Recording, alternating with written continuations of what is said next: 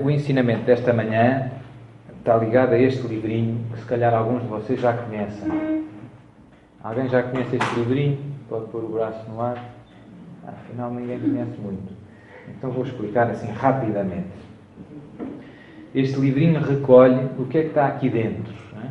Então, sobretudo, a parte, digamos assim, mais importante são 605 mensagens que Nossa Senhora deu a um padre chamado Stefano Gobbi, um padre italiano que morreu há poucos anos. Morreu em 2011. Em 2010 ele veio ao Porto, eu ainda lá fui com a Joana e estivemos numa igreja do Porto com ele. Ele nasceu em 1930, portanto durou 81 anos. Era um sacerdote que era lá em Itália disse vice-parco, aqui diz vigário paroquial.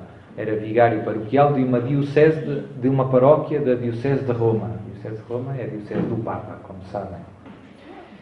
Está aqui a fotografia dele. E ele, a partir de 1973, começou a receber mensagens de Nossa Senhora sob a forma de locução interior, ou seja, uma voz dentro. Começou a ouvir a voz de Nossa Senhora e Nossa Senhora serviu-se dele para fundar o movimento sacerdotal mariano, que é um movimento que se divulgou, que se difundiu muito em todo o mundo, nos 5 continentes, e a vida dele foi andar de continente em continente, no fundo a levar as mensagens de Nossa Senhora, os pedidos de Nossa Senhora para os nossos tempos. Não foram aparições, foram locuções interiores, duraram de 1973 até 1997. Foram 25 anos. 25 anos. Portanto, a última locução interior, que está aqui, foi em 1997. Ele depois morreu em 2011. Ainda teve vários anos, sem já ter mais mensagens, digamos assim. Este livrinho recolhe as mensagens todas.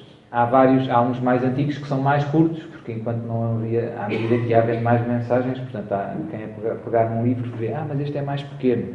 É mais pequeno porque provavelmente, se for antes de 1997, não tem todas. Ainda continuava a haver. Portanto, nós temos aí 2 ou 3, são todos de tamanhos diferentes. O que há de interessante nisto? Primeiro, assim 2 ou 3 notas que eu penso que é importante por causa da credibilidade. Não é? Porque nós podíamos dizer, padre, mas eu sei lá se isso é verdade. Não é? Primeiro, isto é um sacerdote católico, não é? Da Igreja Católica, da diocese do Papa. Não é? É doutorado em teologia, portanto é uma pessoa que conhece a fé, não é uma pessoa ignorante. Não é? O que é que a Igreja ensina, o que é que está na Bíblia, sabe muito bem. Doutorado em teologia. Este livro tem imensas... Para um sacerdote publicar um livro, supostamente é preciso uma autorização da Igreja sobre temas de fé. Não é? Se for um livro sobre culinária, não é preciso. Mas se for sobre temas de fé, é preciso uma autorização. Este livro tem as várias autorizações, tecnicamente chama-se o imprimatur, não é? Que literalmente significa imprima-se. É uma ordem, é uma autorização para... Pode imprimir-se. Então, deste livro há dezenas de imprimaturs de vários cardeais, etc, etc. Ou seja, de pessoas muito de grande responsabilidade. O movimento sacerdotal mariano, que Nossa Senhora fundou através do Padre Gobbi, tem mais de 400 bispos. Portanto, não é uma coisa pequenina, é uma coisa grande. E tem mais de 100 mil sacerdotes. Portanto, é uma coisa grande. Estamos a falar de uma coisa grande, como eu dizia, estendeu-se nos 5 continentes. O Papa João Paulo II, depois de ter sido eleito Papa, tinha o hábito de convidar todos os anos o Padre Gobbi para ir à missa no Vaticano com ele, em dezembro. Então, tudo isto está neste livro. O Padre Gobbi conta várias coisas, há muitas fotografias no fim dele com os bispos e com os papas e com os cardeais, etc, etc. O Papa João Paulo II todos os anos o convidava, em dezembro, isto durou durante 10 anos, o Padre Gobbi, para saber como é que estavam a correr as coisas. Pronto, isto para saberem um bocadinho acerca da história, de como é que este livro apareceu. Não é? Portanto, Nossa Senhora começou a falar, começou cá em Fátima, tudo começou em Fátima, na Capelinha das Aparições, e, portanto, está tudo muito ligado à mensagem de Fátima, ao Coração Imaculado de Maria, etc. Hoje, a minha ideia era, até posso ler, eu guardei aqui, antes de começar, o Padre Gobi conta, aqui no início, ou penso que está aqui, como é que o Papa João Paulo II o convidou, diz ele: após 6 meses da sua eleição para Sumo Pontífice, em 26 de abril de 1979, João Paulo II convidou-me para concelebrar na sua capela particular no Vaticano. Ou seja, 6 meses logo a seguir, o Papa João Paulo II convidou-o para concelebrar na sua capela particular no Vaticano por uma dezena de anos. No mês de dezembro, participei na concelebração com o Santo Padre e informava-o sobre o desenvolvimento do movimento sacerdotal mariano e dos cenáculos que fazia em toda a parte do mundo, recebendo do Papa conforto, encorajamento e a sua bênção apostólica. Durante um desses encontros, um padre que me acompanhava lhe dizia que eu era vice-parco de uma paróquia de Roma. Vice-parco em português seria vigário paroquial. Então, o Papa João Paulo II, indicando-me com a sua mão, disse: a tua paróquia é o mundo inteiro. Apontando para ele. Pronto, isto para perceberem que era uma pessoa querida do Papa e acompanhada pela Igreja. E por isso, isto devia chegar para nós termos... Este livro não se vende, também é outra coisa, é uma coisa que se oferece, é sempre oferta. Mas é uma coisa interessante conhecer estas mensagens de Nossa Senhora tão atuais. Né? Isto tudo aconteceu há pouco tempo, as últimas mensagens são de 97. Né? Portanto, podemos dizer que está a sair do forno, né? Quentinho. E hoje queria meditar convosco sobre assim, as coisas mais essenciais nós já conhecemos, da mensagem de Fátima, o terço, a consagração ao Coração Imaculado de Maria, etc, etc. O que sobressai, se calhar, mais as novidades nestas mensagens é a clareza com que Nossa Senhora fala dos tempos em que estamos a viver e das provas que vamos passar. E, pronto, muita coisa, diz muita coisa muito clara, né? Só não vê quem não quer. Que nós também vemos com os nossos olhos, mas ajuda muito, né, a ver como Nossa Senhora descreve com muita precisão tudo o que estamos a viver hoje. Eu pensei ler-vos uma mensagem de 1992, portanto já lá vão 24 anos, 25 anos, imaginem, né? E o que nós estamos a viver hoje é exatamente o que está aqui escrito, é impressionante, né? Em 92 não era tão claro como é hoje, mas hoje vemos muito claro. E depois, se sobrar um bocadinho de tempo, leio também a última de todas, a de 97, com que terminaram. Mas não sei se vai dar. Então, vou começar, para não perder o balanço, porque gostava de fazer alguns comentários, se bem que o mais importante é o que Nossa Senhora diz. Nesta mensagem, aviso já, Nossa Senhora cita muitas partes da Bíblia. E depois eu aviso, é muito bonito, porque são mesmo muitas. Tem para aí umas mais de 10 citações da Bíblia. Portanto, é quase como uma catequese bíblica que Nossa Senhora faz. Então, o número da mensagem, se depois alguém quiser ver lá em casa, ou procurar na internet, ou assim, é o 486. A data é de 31 de dezembro, portanto, o último dia do ano, de 1992. Foi dada em Itália e disse... o título que deram a esta mensagem foi O Fim dos Tempos. E então passo a ler. Diz Nossa Senhora: deixai-vos educar docilmente por mim, filhos prediletos. Nesta última noite do ano, recolhei-vos em oração e na escuta da palavra da vossa Mãe Celeste, profetiza destes últimos tempos. Aqui faço já uma pequenina nota, um pequenino comentário. Nossa Senhora fala dela como profetiza destes últimos tempos. E não há dúvida, Nossa Senhora tem sido um dos instrumentos privilegiados de Deus para preparar o mundo para os tempos que estamos a viver. Nossa Senhora aparece em todo lado. Não há assim tantos homens que sobressaiam nisto. É sobretudo Nossa Senhora.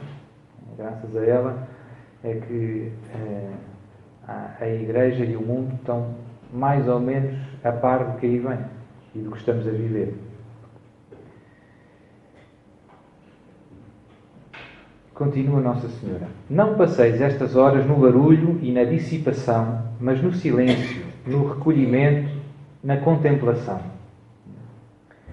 E Nossa Senhora diz isto porque na passagem do ano normalmente é festa, não é? É um tempo assim de festa.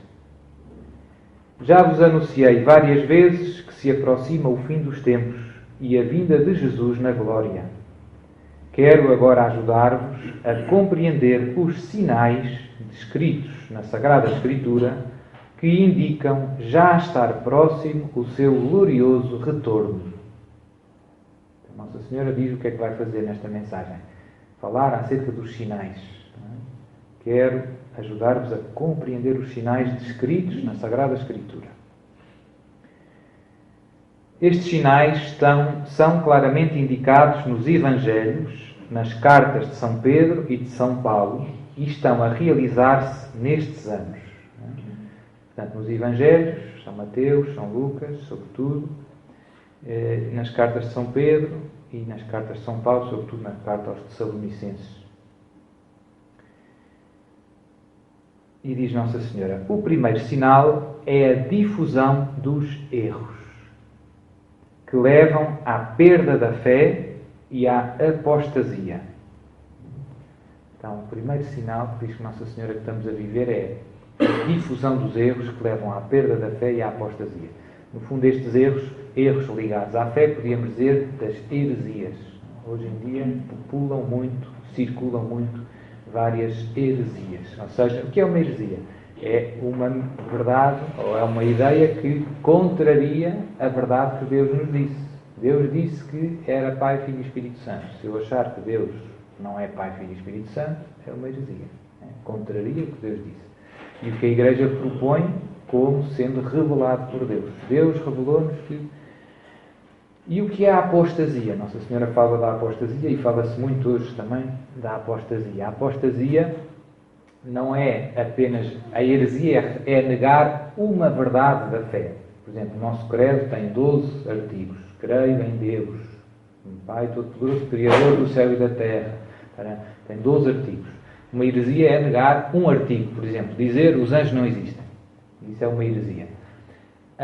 A apostasia é negar a fé como um todo. É pegar no credo e dizer, isto é tudo conversa fiada. Não acredito em nada disto. Isso é que é a apostasia. É rejeitar tudo o que Deus nos disse. Não só uma verdade, mas tudo. Hoje em dia acontecem as duas coisas. Há pessoas que, no fundo, já não querem saber da religião, da Igreja. Isso é a apostasia. É o deixar de lado tudo. Não quero saber mais disto. Há outras que, confundidas por as vozes que ouvimos no mundo, se deixam confundir sobre um aspecto. Por exemplo, há pessoas que a gente vão à missa e encontramos lá na igreja, mas que dizem, eu não acredito no inferno. Por exemplo, isso é uma heresia. Porquê? Porque Jesus falou mais de 20 vezes no inferno, no Novo Testamento. Portanto, se não acreditas no inferno, não acreditas em Jesus. Mas acredita no céu, e no purgatório, e no resto. Mas no inferno não acredita. Então, isso é uma heresia. Ou noutras coisas. Foi só um exemplo este. Pronto, então Nossa Senhora diz, o primeiro sinal é a difusão dos erros que levam à perda da fé e à apostasia. Ou seja, quem começa, normalmente não se chega à apostasia num dia. Quer dizer, é um processo. Normalmente começo-me a deixar confundir por estes erros que vagueiam por aí. E depois, ao pouco e pouco, já não acredito nisto, já não acredito naquilo, já não acredito, e às tantas acabo por virar as costas. E mandar tudo para o lixo, entre aspas. Abandonar a fé. Cair na apostasia. Continua Nossa Senhora. Estes erros são difundidos por falsos mestres, por célebres teólogos, que já não ensinam as verdades do Evangelho, mas sim perniciosas heresias, baseadas em raciocínios humanos e errados. É forte esta frase, Nossa Senhora. Estes erros são difundidos por falsos mestres, por célebres teólogos, que já não ensinam as verdades do Evangelho, mas sim perniciosas heresias baseadas em raciocínios humanos. Ou seja, são raciocínios humanos. Não têm fundamento na Palavra de Deus. Contraria a Palavra de Deus. Como dei o exemplo do inferno, podia dar tantos outros. Há célebres teólogos que ensinam que Jesus não é Deus, que Nossa Senhora não é Virgem, e por aí afora. Eu não sabia, Sr. Padre. Isto já acontece há 40 anos, 50 anos. Não é uma coisa de hoje, que Jesus não está na Eucaristia. Teólogos supostamente católicos, que de católicos têm pouco. Portanto, infelizmente tudo isto aconteceu e continua a acontecer. E não é só teólogos que ninguém conhece, lá não sei aonde, nos escondidos, numas ilhas. Não, alguns são bispos e cardeais. E deviam ter juízo, e nós temos que rezar por eles. É por causa do ensino dos erros que se perde a verdadeira fé e se difunde por toda a parte a grande apostasia. Podíamos resumir tudo isto em grande confusão doutrinal. Os tempos que vivemos são tempos de grande confusão doutrinal. Já ninguém sabe a quantas andamos, já ninguém sabe em que é que acreditamos. Por isso é que eu gosto muito de insistir sempre na importância de estudar bem a Palavra de Deus, conhecer a Bíblia. Nós dizemos que somos católicos, mas não lemos a Bíblia, não sabemos o que é que Jesus disse. E conhecer bem o Catecismo da Igreja Católica. Com estes dois, com a Bíblia e o Catecismo, conseguimos sobreviver no meio da confusão em que vivemos, no meio da tempestade em que vivemos. Se não conhecemos a Bíblia, se não conhecemos o Catecismo, deixamos-nos confundir. Porque o padre disse que não sei o quê, o outro disse que não é bem assim, sei. Às tantas não saímos disto. Não é? Portanto, a única solução é, mas o que é que disse Deus? O que é que disse Deus? Deus disse isso. E o que é que a Igreja, como é que a Igreja interpreta a Bíblia nisso? Interpreta assim, há 2000 anos. Não é? Agora a história do casamento, podem comungar, não podem comungar. Ontem o Evangelho da Missa era São João Batista, cortaram-lhe a cabeça, não é? Porque dizia a Herodes que ele não podia viver com a cunhada, com a mulher do irmão. Quer dizer, esta discussão se os divorciados podem comungar ou não é tão estúpida, é sinal que mostra que não conhecem a Palavra de Deus. Não é? Então João Batista disse ao outro que não podia viver com a cunhada e agora já se pode. Não é? Os tempos mudaram e a Palavra de Deus muda. Jesus disse: quem deixar a sua mulher e casar com outra, comete adultério. O marido que deixar a mulher e casar com outra, a mulher que deixar o marido e casar com outro, comete adultério. É claro ou não é claro, Jesus? O problema é que nós às vezes nem conhecemos que Jesus disse isto. Depois vemos os jornais e vemos a televisão e a nossa catequese, em vez de ser a Bíblia e o catecismo, é o que a gente vê no telejornal. E depois somos vulneráveis e depois as confusões vão entrando. E agora Nossa Senhora cita o Evangelho de São Mateus, capítulo 24. Tomai cuidado. Isto é Jesus que diz no Evangelho de São Mateus. Tomai cuidado para que ninguém vos engane, porque virão muitos e hão de enganar muita gente. Surgirão falsos profetas que hão de enganar a muitos. Portanto, Jesus disse que no fim dos tempos vai haver confusão. Vai haver falsos profetas que vão enganar muita gente. E é o que nós vemos à nossa volta. Olha à tua volta e vê se não se tem cumprido esta palavra de Jesus. E na carta aos Tessalonicenses, segunda carta aos Tessalonicenses, São Paulo diz: o dia do Senhor, ou seja, a vinda de Jesus, não virá sem que primeiro venha a grande apostasia, diz São Paulo. Ou seja, antes de Jesus voltar, vai haver uma grande apostasia. Aquilo que eu já expliquei. Os homens, muitos cristãos, vão pôr a sua fé de lado. Vão virar as costas a Jesus. Olha para a Europa. Olha para Portugal, que sempre foi um país católico e hoje Quantos portugueses vivem na graça de Deus? Quantos portugueses vivem os 10 mandamentos? Bem poucos.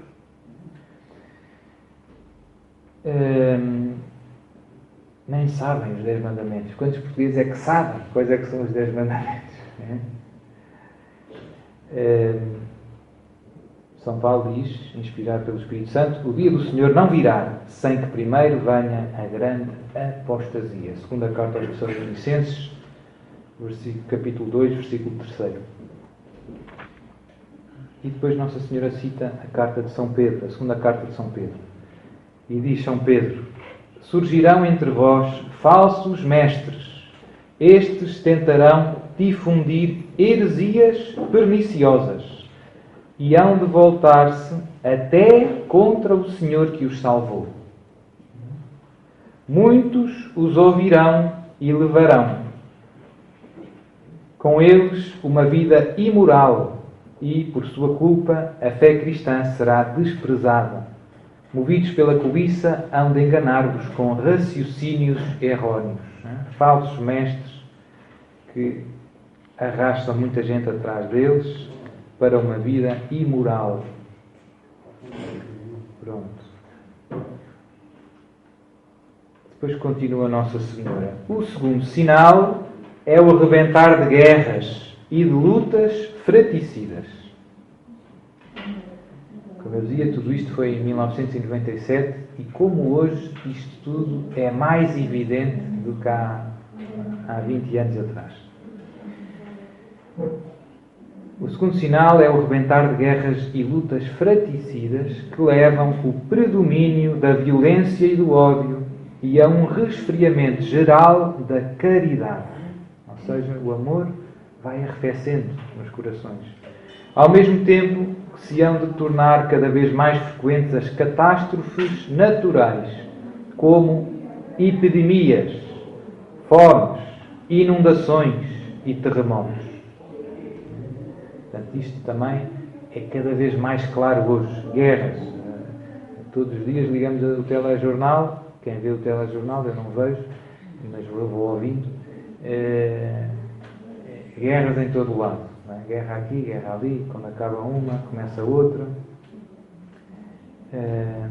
Resfriamento geral da caridade. A gente olha à volta e, de facto, vê que hoje em dia é a lei do salve-se quem puder. As pessoas antes ajudavam-se umas às outras. Aqui, em Lamego, a vida era muito diferente. Uma pessoa, se não tinha batatas, o vizinho ajudava. Ou se não tinha azeite. Hoje, ninguém dá nada a ninguém. É o salve-se quem puder. Cada um que se vire, como se costuma dizer. Nas grandes cidades ainda é mais evidente isto, não é? Há pessoas que morrem e ficam 3 semanas em casa, mortos. Só quando começa a cheirar muito mal é que alguém se percebe, aconteceu alguma coisa. Os vizinhos querem lá saber, não é? Só pelo cheiro é que percebem. Resfriamento geral da caridade. Tornar-se-ão cada vez mais frequentes as catástrofes naturais. E esta também penso que se torna mais evidente. Hoje em dia nós vemos, não é? Inundações, sei lá o quê. Não é? É verdade que sempre houve desastres deste género, mas não sei se foi com esta intensidade. Não é? Hoje em dia é mesmo cada vez que chuvas e neves é logo à bruta. Não é? O tempo está desregulado, todos vemos isto à nossa volta. Não há dúvida que estes fenómenos extremos são mais frequentes. Epidemias, agora temos aí o vírus do Zika, não é? Fomes, inundações e terremotos, enfim. Em 1997 Nossa Senhora dizia isto, hoje vê-se com uma maneira mais evidente, que tudo se tem cumprido. Depois ela cita o Evangelho de São Mateus. Jesus diz: quando ouvirdes falar de guerras e de rumores de guerras, não vos assusteis. É necessário que isto aconteça.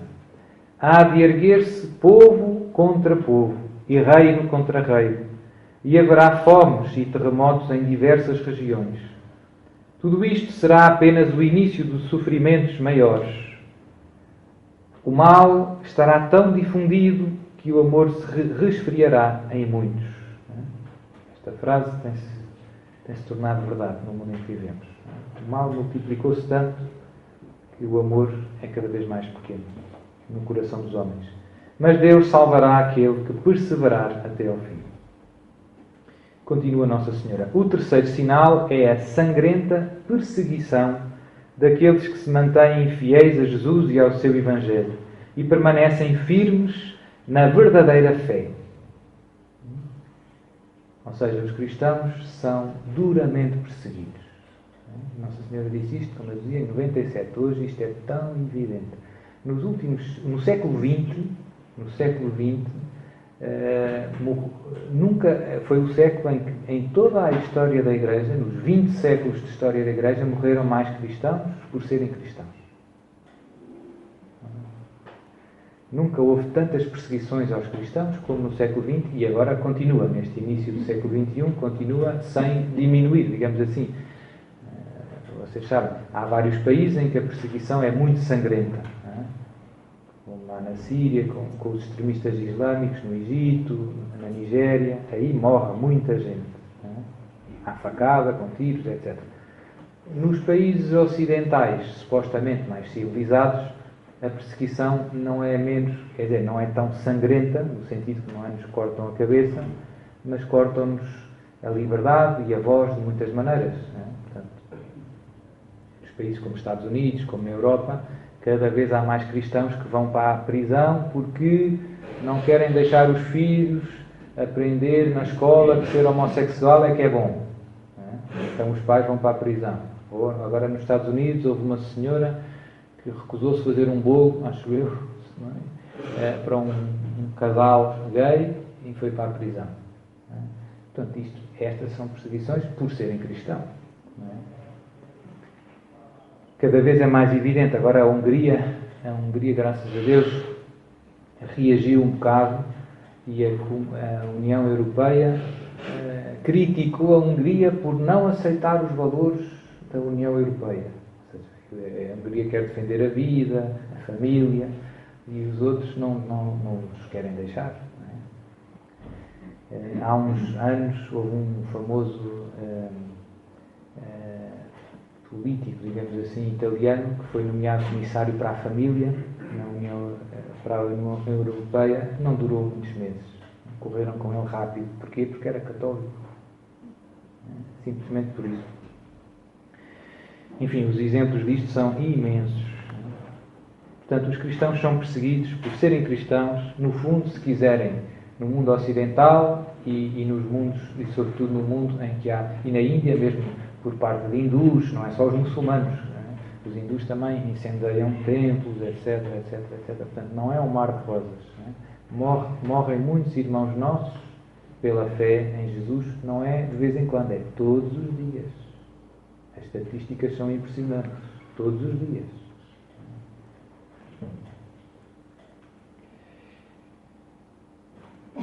Havia um bispo destes da Síria que estava a dizer agora nestas entrevistas que ele no fundo estava orgulhoso do povo cristão, de quem ele era bispo, que deixaram tudo, não é? Deixaram as casas deles, o trabalho, tudo, porque são de Jesus. Simplesmente porque são de Jesus e não querem trair Jesus. Muitos deles foram martirizados. E este bispo dizia: eu tenho orgulho no meu povo, porque amam Jesus e estão a lutar pela fé. Tenho pena da Europa e dos países ocidentais, porque veem isto e não reagem. Não reagem.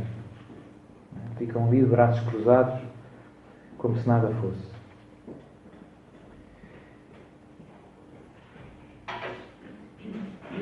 O terceiro sinal é a sangrenta perseguição daqueles que se mantêm fiéis a Jesus e ao seu Evangelho e permanecem firmes na verdadeira fé. Foi o que eu acabei de dizer. Entretanto, o Evangelho será pregado por toda a parte do mundo. Pensai, filhos prediletos, nas grandes perseguições que sofre a Igreja e no zelo apostólico dos últimos Papas, sobretudo do meu Papa João Paulo II, em levar a todas as nações da terra o anúncio do Evangelho. Portanto, o Evangelho chegou já a todo lado, podemos dizer. Já é difícil pensar numa terra onde ninguém tenha lá ido falar de Jesus. Isto é importante, Sr. Padre? É importante porque sabemos que Jesus não virá antes de o Evangelho ter sido anunciado a toda a terra. E depois Nossa Senhora cita, mais uma vez, o Evangelho de São Mateus, capítulo 24. Sereis presos, perseguidos e mortos. Sereis odiados todos por minha causa. Então muitos abandonarão a fé. Odiar-se-ão e atraiçoar-se-ão uns aos outros. Entretanto, a mensagem do Reino de Deus será proclamada em todo o mundo e todos os povos deverão ouvi-la. E então virá o fim. Evangelho de São Mateus 24, versículos 9 até 14. O quarto sinal é o horrível sacrilégio cometido por aquele que se opõe a Cristo, isto é, pelo Anticristo. Entrará no templo santo de Deus e sentar-se-á no seu trono, fazendo-se adorar ele mesmo como Deus. E depois Nossa Senhora cita a carta aos Tessalonicenses, segunda carta aos Tessalonicenses. Levantar-se-á contra tudo aquilo que os homens adoram e leva o nome de Deus. O homem iníquo virá com o poder de Satanás e com toda a força de falsos milagres e falsos prodígios. Usará de toda a espécie de engano maligno para fazer mal. Portanto, o ímpio, o anticristo, aquilo que nós chamamos de anticristo, fará muitos milagres, revoltar-se-á contra tudo o que é santo e fará muitos sinais, falsos milagres, para atrair as pessoas, para convencer as pessoas. E depois Nossa Senhora cita o Evangelho de São Mateus: vereis um dia no lugar santo aquele que comete o horrível sacrilégio, de que falou o profeta Daniel. Quem lê, procura entender. Jesus cita o profeta Daniel, Nossa Senhora já vai citar mais à frente. Filhos prediletos, para compreenderdes em que consiste este horrível sacrilégio, literalmente a abominação da desolação, lede o que é predito pelo profeta Daniel. E agora, Daniel 12, 9 a 12. Vai, Daniel, estas palavras estão escondidas e seladas até ao fim do tempo. Muitos serão purificados, tornar-se-ão cândidos e íntegros, mas os ímpios continuarão a agir impiamente. Nenhum dos ímpios entenderá estas coisas, mas os sábios compreendê-lo-ão. Ora, desde o tempo em que for abolido o sacrifício quotidiano e se instalar a abominação da desolação, haverá 1290 dias. Bem-aventurado aquele que esperar com paciência e chegar aos 1335 dias. Até aqui a citação do livro de Daniel. Só aqui um pequeno parênteses. Daniel escreve na altura em que dominava a Terra Santa, era a altura do Império Grego. Alexandre Magno, todos nós estudámos isto na história, penso eu, teve um grande império, antes do Império Romano, e depois morreu e dividiu aquilo pelos seus generais, digamos assim. E o que é que aconteceu depois destas profecias, esta abominação da desolação? As profecias bíblicas, eu já expliquei isto em várias ocasiões, admitem muitas vezes mais do que uma realização histórica. Às vezes a mesma palavra cumpre-se mais do que uma vez. E com graus de perfeição maiores. Então, quando Israel estava sob o domínio do Império Grego, como tal, Alexandre Magno já tinha morrido e já era um dos generais de Alexandre Magno, Antíoco Epifanes. Nessa altura, eles puseram no altar do Templo de Jerusalém uma estátua de um deus pagão grego. Isto para um judeu era a coisa mais infame, era o maior sacrilégio que se podia fazer, um dos maiores, não é? Porque no templo Deus tinha dito que ia morar. Era o lugar Os judeus, ainda hoje, em 2016, quando rezam, viram-se sempre para o templo. Porquê? Porque o templo é o lugar onde está Deus. E quando a gente fala com alguém, não se vira de costas para essa pessoa. Vira-se para essa pessoa. E o sumo sacerdote só entrava no Santo dos Santos uma vez por ano, depois de se purificar e longos rituais. Portanto, era o lugar mais sagrado da terra. Imaginem o que é. Os pagãos chegarem lá e no altar dos sacrifícios porem uma estátua, não sei que deus pagão foi, mas Zeus ou não sei de quem. Não é? Imaginem. Era completamente impensável. Não é? Depois, no tempo de Jesus, não é? Tínhamos os romanos, como vocês sabem, não é? E depois Jesus também profetizou, neste fim dos tempos, a destruição do templo, não ficará pedra sobre pedra, etc, etc. E é curioso notar que repetiu-se um pouco a mesma história. Tito destruiu Roma e, passado uns anos, outro imperador, que eu agora não me lembro o nome, romano, mas não, pouco depois, no século II, no lugar do templo, mais outra estátua pagã, no sítio mesmo, né? No tal sítio mais sagrado da terra, para os judeus, outro deus pagão. Exatamente no sítio. Portanto, isto é uma coisa que não é que nunca aconteceu na história. A gente vê que se repete, não é? Que o demónio gosta disto. Gosta de insultar Deus desta maneira, digamos assim. E Nossa Senhora explica esta profecia. A Santa Missa é o sacrifício quotidiano, a oblação pura que é oferecida ao Senhor em toda a parte, desde o nascer ao pôr do sol. O sacrifício da missa renova o sacrifício consumado por Jesus no Calvário. Acolhendo a doutrina protestante, dir-se-á que a missa não é um sacrifício, mas apenas a Santa Ceia. Isto é, a recordação daquilo que Jesus fez na sua última ceia. Ou seja, Nossa Senhora já nos está a avisar qual é que vai ser o erro. Não é? E este erro, eu posso dizer, eu estudei teologia e vi o ambiente nos seminários e isto é verdade. Há pessoas que querem negar que a missa seja um verdadeiro sacrifício. É só uma ceia, é só uma refeição. Isso não é verdade, é uma heresia. É uma heresia. É uma ceia em que se oferece um sacrifício, que é o próprio Jesus. É o sacrifício do Calvário que se torna realmente presente sobre o altar.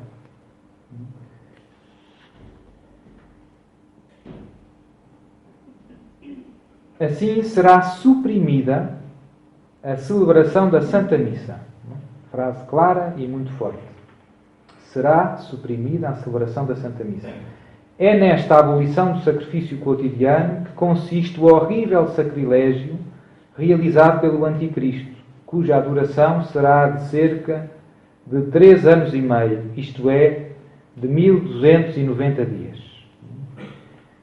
Isto ainda não aconteceu. Graças a Deus, podemos rezar e devemos para que isto não aconteça, mas Nossa Senhora profetizou, não é? Como dizia em 97, que assim será suprimida a celebração da Santa Missa. E isto é o tal sinal profetizado por Daniel. E pensem bem o que será, se a vida já não é fácil hoje para os cristãos, não é? Em que a gente tem que andar cada vez mais escondido, não é? Andam atrás de nós. Imaginem o que é ter que aguentar sem a missa, sem a ajuda da missa. É bom para a gente aprender a valorizar que graça que é poder ir à missa. Às vezes, seu padre, não houve missa cá na terra. Então não fui. Né? Mas havia a 2 quilómetros. Né? E imaginem o que é viver 10 anos sem missa. O que seria de nós? Né? Como é que a gente ia ter força para aguentar? Portanto, valorizar mais. O demónio é esperto e quer tirar-nos a missa. Ele sabe que da missa vem toda a nossa força. E a gente pensa, isto não acontece, isto é impossível. Há menos de um século, há menos de 100 anos, no México foi proibido celebrar-se missa. No meu computador tenho lá uma fotografia, não é uma coisa, tenho uma fotografia de um padre que foi fuzilado por celebrar missa. 1920 e tal. Não fez 100 anos ainda. Portanto, nós achamos, isto não é impossível acontecer. É possível, é possível. É possível. Não é? E aqui, na Guerra Civil Espanhola, não é? Também não foi há muitos anos. Mataram toda a gente, os bispos, os seminaristas, os padres. Portanto, não é impossível.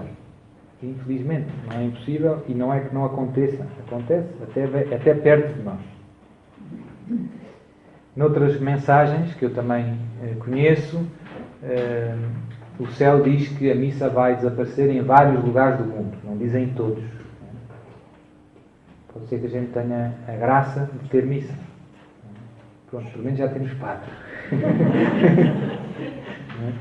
Mas se matarem, acabou-se a missa. Quer dizer, há outros, não é? Não sabemos como é que vai ser, mas rezar, pedir a Deus a graça de não ficarmos sem missa. Ia ser muito difícil. Para não dizer quase impossível. O quinto sinal é constituído por fenómenos extraordinários que aparecem no firmamento do céu. Nossa Senhora cita outra vez São Mateus: o sol escurecer-se-á, a lua perderá a sua luz, as estrelas cairão do céu e as potências do céu serão abaladas. E depois Nossa Senhora diz: o milagre do sol ocorrido em Fátima durante a minha última aparição pretende indicar-vos que já entrastes nos tempos em que se hão de cumprir estes acontecimentos, que vos preparam para o retorno de Jesus na glória. Depois cita o Evangelho de São Mateus: então ver-se-á no céu o sinal do Filho do Homem. Todos os povos da terra chorarão e os homens verão o Filho do Homem vir sobre as nuvens do céu com grande poder e glória. Este sinal do Filho do Homem, que fala Jesus no Evangelho de São Mateus, muitos dos padres da Igreja, os primeiros padres, diziam que era a cruz. Ia aparecer no céu a cruz. E eu já vi, não sei, uns 3 ou 4 lugares, várias cruzes que têm aparecido no céu, mas não é sugestão, não é, isto até parece uma cruz. É tão claro que incomoda. No outro dia vi uma fotografia nos Estados Unidos, se não me engano, de uma cruz perfeitinha, perfeitinha. Tão perfeita que eu dizia, é o céu azul e uma cruz no céu. Outra que me impressionou bastante foi na Rússia. Vi também um vídeo com uma cruz no céu da Rússia e estavam a comentar no telejornal, ou não sei aonde, e o senhor que estava a comentar estava a dizer: isto é o sinal que vem aí, Jesus. Portanto, até os jornalistas veem, não é? Só não vemos nós. É estranho, não é? Até os jornalistas, se calhar nem vão botar a missa, mas eles dizem: bom, isto só não vê que eu não quero, não é? E já contei também uma vez numa pregação, uma vez estávamos em Medjugorje e também estava o céu azul, 100% azul, não havia uma nuvem. Estava lá, havia, e na missa apareceu lá uma cruz, 2 risquinhos, pareciam aquelas coisas dos aviões, só que era só a cruz. Não havia aviões nem havia mais nada. Era tão bem acentuada. Exatamente. Toda a gente a tirar fotografias, etc. Portanto, como todas estas palavras têm cumprido, não é? Outras ainda faltam: com Cristo, o Anticristo, a abolição da Eucaristia, etc. Então, Nossa Senhora continua: meus prediletos e filhos consagrados ao meu coração imaculado, quis esclarecer-vos sobre estes sinais que Jesus vos indicou no seu Evangelho, para vos preparar para o fim dos tempos, porque eles estão a realizar-se nos vossos dias. Portanto, Nossa Senhora abriu-nos os olhos. Era a tal história: se nós conhecêssemos bem a Bíblia, não era preciso isto. Mas nós temos e não lemos. E lemos e não vemos, às vezes, não é? Portanto, lá foi ela, com muita paciência. O ano que se encerra e aquele que se abre fazem parte do tempo da grande tribulação, durante a qual se difunde a apostasia, se multiplicam as guerras, sucedem em muitos lugares catástrofes naturais, se intensificam as perseguições, o anúncio do Evangelho é levado a todos os povos. Fenómenos extraordinários acontecem no céu e se aproxima cada vez mais o momento da plena manifestação do Anticristo. Em algumas aparições, Nossa Senhora diz: o Anticristo já cá está, já está vivo, ainda não se manifestou. Convido-vos, então, a permanecerdes fortes na fé, firmes na esperança e ardentes na caridade. Deixai-vos levar por mim e recolhei-vos todos no refúgio seguro do meu coração imaculado, que eu vos preparei, precisamente para estes últimos tempos. É muito bonito. Nossa Senhora diz que o lugar onde nós estamos seguros é no coração dela. A coisa não vai ser fácil, mas lede comigo os sinais do vosso tempo e vivei na paz do coração e na confiança. Portanto, não é preciso ficarmos agitados, nem deprimidos, nem sem dormir. Estamos com Deus, estamos do lado certo. Estamos do lado certo. Eu estou sempre convosco para vos dizer que a realização destes sinais vos indica com certeza que está próximo o fim dos tempos com o retorno de Jesus na glória. E depois cita, para terminar, mais uma vez o Evangelho de São Mateus: aprendei esta parábola tirada da figueira. Quando os seus ramos estão tenros e despontam as primeiras folhas, compreendeis que está próximo o verão. Do mesmo modo, quando virdes acontecer estas coisas, sabei que a vossa libertação está próxima. E com isto termina a mensagem que vos li do tal dia 31 de dezembro de 1992. Já lá vão 24 anos. Ou vai fazer 24 anos. E isto é só uma das 605 mensagens. Portanto, e são boas e são úteis. Não é? Portanto, vale a pena. Agora não temos tempo, não é, para ver. Eu queria ver mais uma, mas não vai dar. Mas assim ficou assim uma espécie de soube a pouco. Que pena. Pronto, quem quiser, o livro, eu penso que não é difícil de encontrar. Vai ao site, se for à internet e escrever Movimento Sacerdotal Mariano, aparece lá o site do Movimento Sacerdotal Mariano, escreve um e-mail a dizer: olha, eu gostava de receber o livro. Recebe o livro. Não é? Também há muitas destas mensagens que estão na internet. Não sei se está tudo. Não sei se está tudo. Mas muitas estão. Não é? Padre Bob, etc. Com isso conseguem. Pronto, é muito útil. Como eu dizia, insisto muito nas coisas que já sabemos de sempre. No terço, na consagração ao Coração Imaculado de Maria, nos primeiros sábados. Tudo o que é a mensagem de Fátima, Nossa Senhora insiste. E nós, portugueses, devemos ter juízo e alguma vergonha porque não fazemos. Vamos aqui, vamos lá acender velas. Nossa Senhora disse: nunca pediu para ir lá acender velas. Nunca. Não conheço nenhuma aparição. Vão lá, Fátima, acender velas. Não dizem lá nenhum. Depois, os primeiros sábados, que ela insistiu muito, não fizemos. Depois, enfim, consagração ao Imaculado de Maria, fazemos às vezes. Já não é mau. O terço também depende. No mês de maio. Com sorte. Não é isso. E no fundo nós parecemos um bocado crianças irresponsáveis. Que, imagina, vai chegar o exame de matemática e andamos a andar de bicicleta.